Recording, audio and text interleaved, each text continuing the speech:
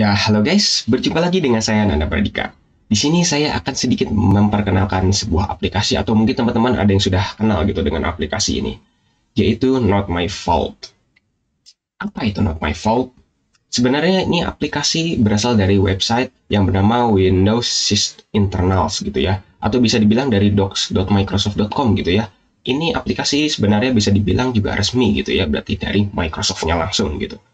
Aplikasi ini biasanya digunakan oleh orang-orang yang sudah expert dalam komputer gitu ya, dalam diagnosis maupun melihat gitu ya kesalahan-kesalahan yang sebenarnya terjadi gitu. Jadi bisa dibilang ini aplikasi itu adalah alat gitu ya, sebenarnya alat bantu gitu untuk belajar gitu dalam mendiagnosis gitu sebenarnya apa yang terjadi gitu dari Windows ini gitu ketika blue screen gitu ya. Bisa dilihat dari memory.dmp atau mini dump gitu ya. Ya bisa dibilang dump-nya yang dibuat oleh Microsoft gitu ya, oleh Windows gitu ya ketika sedang blue screen gitu ya, seperti itu.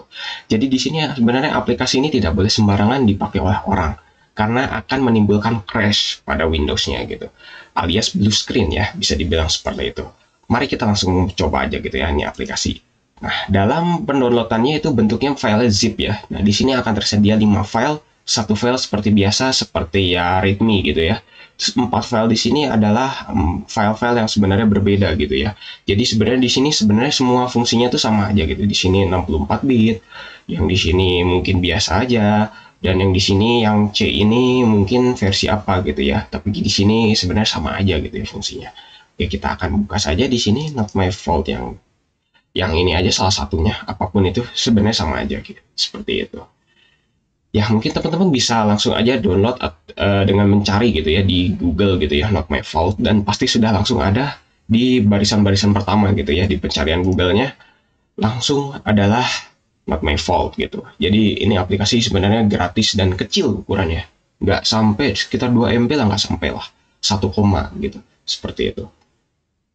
Nah, mungkin di sini kita akan mencoba untuk membuka saja aplikasinya gitu seperti itu ya. Atau jika tidak bisa, mungkin mari kita coba buka yang ini. Seperti itu. Ya, sebenarnya ini aplikasi yang memang kayaknya menurut kita gitu kayak nggak berguna gitu aplikasi ini. Ini sebenarnya buat apa sih? Gitu.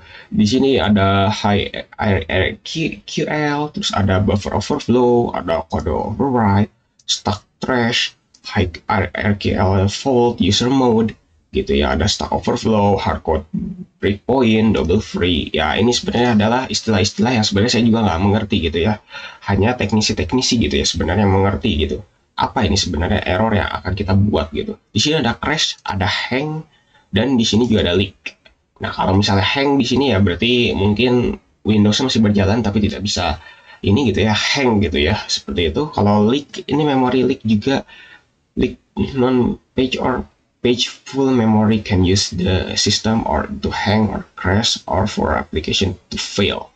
Jadi bisa dibilang ini kayak malah melikkan memori gitu ya, bisa dibilang membocorkan gitu ya, sebenarnya enggak, inilah seperti itulah gitu. Nah ini di sini kita akan coba untuk HIRQL fault saja gitu ya. Nah jika kita mencet ini atau enggak yang fault ini ya, yang user mode gitu, ketika kita pencet color, nah kalau color di sini, nah blue screen-nya ya kurang lebih akan biru gitu ya seperti ini. Terus jadi kita di sini sebenarnya blue screen-nya bisa kita kostumisasi juga gitu ya dengan warna yang lain. Mau warna ini, warna hijau, warna biru yang lain. Pokoknya warna yang benar-benar terserah kepada kita gitu sebenarnya gitu ya, seperti itu. Jadi di sini unik juga gitu, blue screen-nya bisa kita atur gitu seperti itu. Tapi sebenarnya ya sama aja gitu ya, karena ini Windows 11 yang blue screen-nya tuh justru berwarna hitam. Ya jadinya ya seperti itu sih sebenarnya. Oke, ketika kita pencet crash di sini, nah, di sini sebenarnya sudah terjadi blue screen ya teman-teman. Cuman blue screen itu tidak bisa tampil karena di sini virtual box ya. Jadi mohon maaf gitu ya kepada teman-teman, blue screen-nya tidak bisa tertampil gitu.